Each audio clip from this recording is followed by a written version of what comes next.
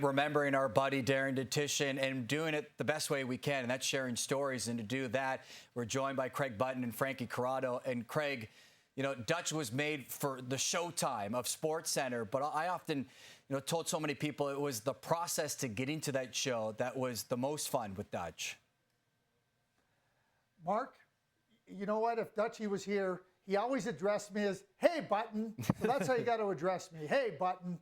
Dutchy was a huge presence on TV. When that camera went on, everybody saw this brilliant talent who brought so much. And there was times he straddled the line, but when you consider how quickly he disarmed you, he disarmed the audience from those moments of, did he really just say that? And then you were disarmed and you were laughing. And he had this great ability. I worked so much with Dutchy and had so many on-camera moments with him. But where the camera didn't show Dutchy was behind the scenes. And Mark, you just talked about that, in the newsroom. I had the luxury to spend a lot of nights in the newsroom with Dutchy and with all the people that were there. If it was your first night, Dutchy knew it. But Dutchy made you feel good about yourself. Dutchy understood that people were there because they love sports. And then he shared his love of sports with you. And he understood that everybody was working together. We use the term great teammate. I mean, he was a great teammate because he lifted everybody up. He made everybody understand that what you were doing was really important. And he chided you and he kidded you and he joked around with you.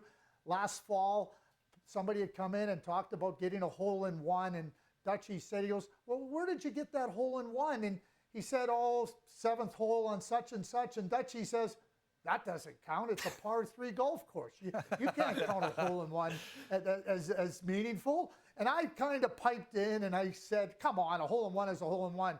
Dutchy turns to me and goes, "Button, you ever get a hole-in-one in mini golf? Same thing." Oh, you know what? So, my experience with Dutchy, I'm freshly retired, starting this new career, and I was more nervous anytime I would come up to the podium or do a panel than I ever was playing hockey. My heart beating out of my chest. And so many times I'd walk in here with Dutchy, and he would look at me and he goes, "Dude, we're just talking sports. Isn't this such a great job? We're talking sports. How great is it?" And he'd always ask me, "You loving it? Do you love what you're doing?" I'd say, "Yeah, man, I really enjoy it." He goes, "You're doing great. You're talking sports. That's all we're doing." And I don't want to give away too many of our secrets here, Craig, but, when we watch games and then we come do the SportsCenter hits, we have a producer that we're working with, and we're coming up with these topics and these questions that we're comfortable talking about based on how the game went. Now, there's a conversation that happens usually. I'll talk to the producer and say, "Who's hosting tonight?"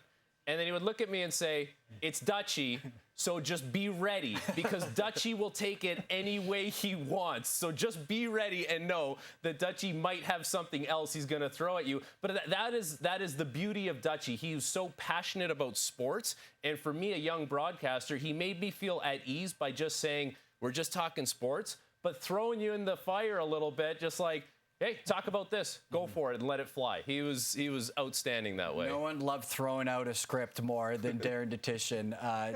Gentlemen, we really appreciate you taking the time and sharing those stories.